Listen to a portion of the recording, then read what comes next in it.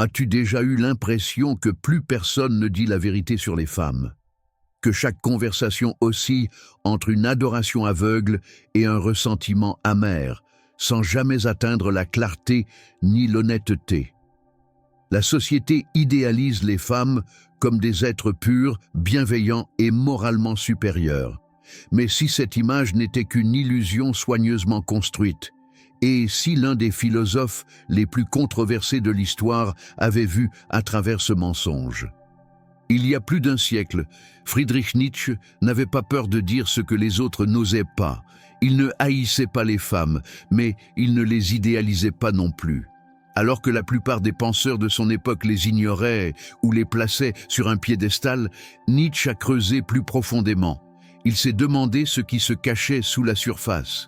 Non pas ce que les hommes voudraient que les femmes soient, mais ce qu'elles sont réellement, derrière les masques sociaux, derrière les idéaux, derrière les rôles qu'on leur a imposés. Il a vu quelque chose de troublant, quelque chose que peu de gens osent affronter, même aujourd'hui, non pas parce que c'est offensant, mais parce que c'est vrai. Nietzsche pensait que la relation entre les hommes et les femmes ne reposait ni sur l'égalité, ni sur l'amour idéalisé, mais sur l'instinct, le pouvoir et la survie. Et plus on observe le monde d'aujourd'hui, plus sa vision semble terriblement juste. Ce n'est pas un discours de reproche, ce n'est pas un texte pour glorifier les hommes ou critiquer les femmes. C'est une invitation à regarder la vérité en face, une vérité qui révèle les forces cachées derrière le genre, l'attraction et le contrôle.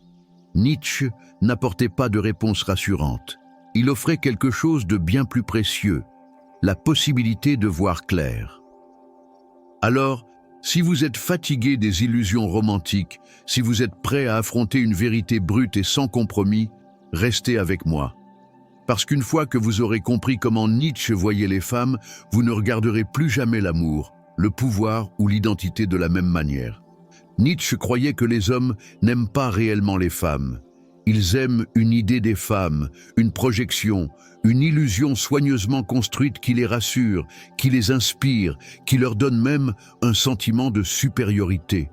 Il appelait cette idéalisation romantique un mensonge dangereux, un mensonge qui affirme que les femmes sont naturellement pures, innocentes, délicates et moralement supérieures. Mais pour Nietzsche, ce n'était pas de l'admiration, c'était une forme d'auto-illusion. Pour lui, la femme idéale n'était pas un reflet de la réalité, mais une fantaisie inventée par des hommes incapables d'affronter la véritable nature féminine, brute, complexe, indomptable. Au lieu de reconnaître cette complexité, les hommes ont réduit les femmes à des symboles de vertu, de beauté, de salut émotionnel. En faisant cela, ils leur ont volé leur individualité et les ont transformées en personnages de leurs propres drames sentimentaux. Nietzsche trouvait cela non seulement malhonnête, mais lâche. Il soutenait que les hommes se mentent à eux-mêmes parce qu'ils ne peuvent pas supporter la vérité sur les femmes. Une vérité où elles sont instinctives, stratégiques, animées par une forme de pouvoir qui leur est propre, ni meilleure, ni pire que les hommes, mais différentes, mystérieuses, non pas parce qu'elles sont incompréhensibles, mais parce que les hommes refusent de comprendre. Ils préfèrent protéger leur illusion plutôt que de faire face à la réalité. Pour Nietzsche, ce masque d'idéalisation n'était pas un signe d'amour, mais un signe de peur. Peur de l'indépendance émotionnelle, peur de l'autonomie sexuelle, peur d'une femme qui n'a pas besoin d'être sauvée. Alors, les hommes habillent leur peur en adoration, l'appellent romance et finissent par s'aveugler eux-mêmes. Mais quand la réalité fait irruption, quand l'illusion se fissure et que la vraie femme apparaît, les hommes se sentent souvent trahis. Non pas parce qu'elle a changé, mais parce que l'image qu'ils avaient fabriquée ne pouvait pas tenir. Et Nietzsche, fidèle à la vérité plutôt qu'au confort, voyait là l'un des plus grands mensonges de la société. Aimer les femmes, c'est d'abord refuser de les voir telles qu'elles sont.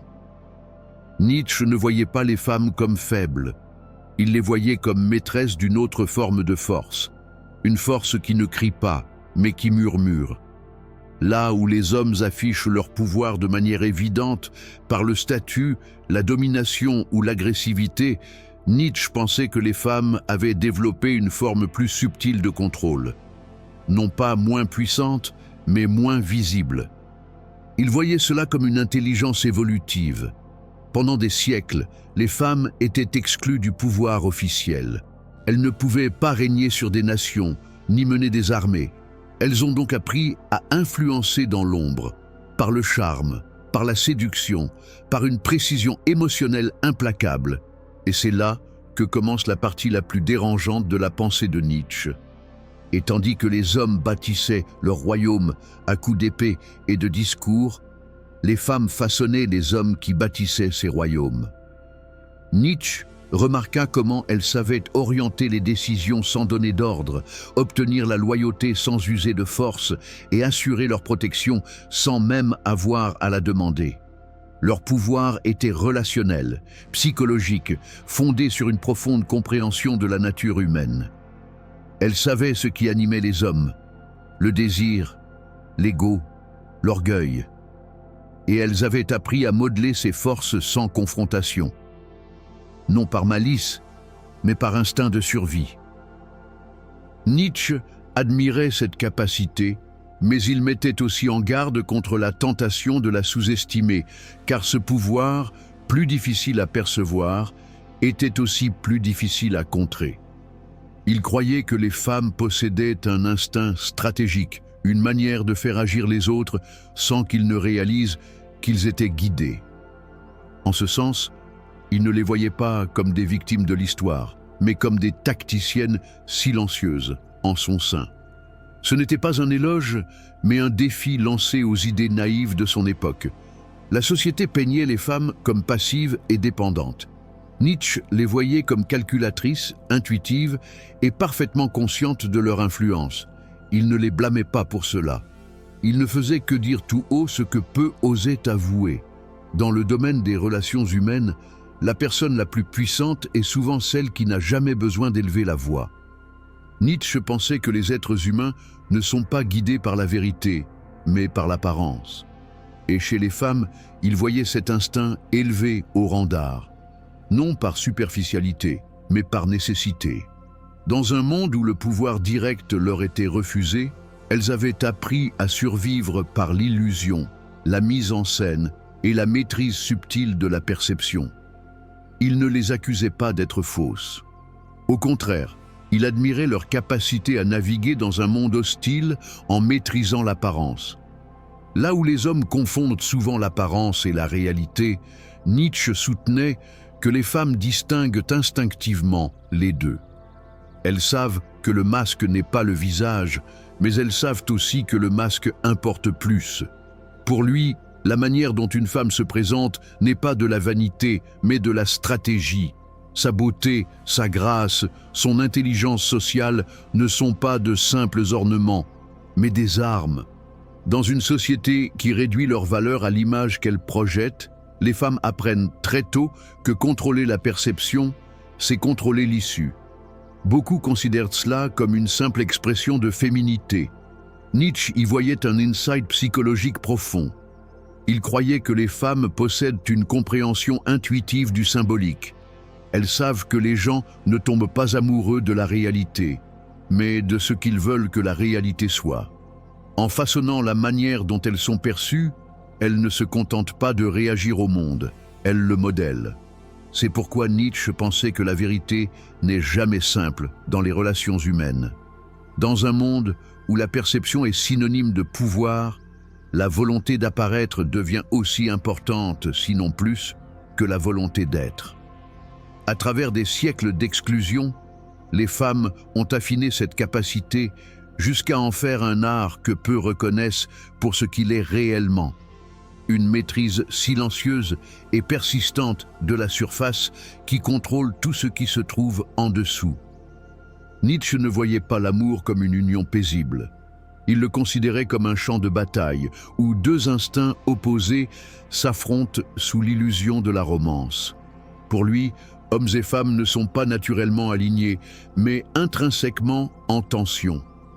Ils se désirent, oui, mais pour des raisons totalement différentes. Et c'est cette différence qui crée un conflit déguisé en connexion. Il croyait que les hommes aimaient avec idéalisme, projetant leurs rêves sur les femmes en quête de salut, de beauté et de sécurité émotionnelle. Les femmes, en revanche, aimaient avec des instincts plus aiguisés. Pour elles, l'amour était moins une question de fantaisie qu'une question de préservation, de recherche de force, de protection, et davantage dans un monde qui ne leur offrait pas grand-chose d'autre. Ce n'étaient pas des stratégies conscientes, affirmait Nietzsche, mais des mécanismes instinctifs, dictés par la biologie, la culture et la volonté de puissance. Ce qui le troublait le plus, c'était le mensonge sous-jacent à tout cela. La société déguisait cette lutte en poésie et en fleurs, appelant cela de la romance. Mais sous cette douceur, Nietzsche ne voyait que calcul. Il voyait deux forces s'utilisant, se façonnant, cherchant à se contrôler sous le prétexte de l'unité. En ce sens, l'amour n'était pas la fin du conflit, mais sa forme la plus séduisante. Nietzsche ne blâmait ni les femmes, ni les hommes pour cela. Il blâmait l'illusion selon laquelle l'amour serait pur, égal ou exempt de domination. Pour lui, toute relation était, en son essence, une négociation de pouvoir, un jeu que la plupart des gens refusaient de reconnaître. Et parce qu'ils ne le voyaient pas, ils en souffraient. Pour Nietzsche, la véritable compréhension ne commence qu'au moment où l'on cesse de prétendre que la guerre n'existe pas. Quand on arrête d'attendre l'harmonie et qu'on accepte enfin les dynamiques brutes, souvent cruelles, qui façonnent le désir humain. L'amour, selon lui, n'était pas une reddition, mais une stratégie. Et comme toute stratégie, il comportait des coups cachés. Nietzsche croyait que la moralité n'était jamais neutre. Elle était toujours un outil, soit forgé par les faibles pour se protéger, soit utilisé par les puissants pour justifier leur domination. Et lorsqu'il s'agissait des femmes, il ne voyait pas la moralité comme un engagement philosophique profond, mais comme une forme d'adaptation instinctive. Elle n'avait rien à voir avec la vérité, tout à voir avec la survie.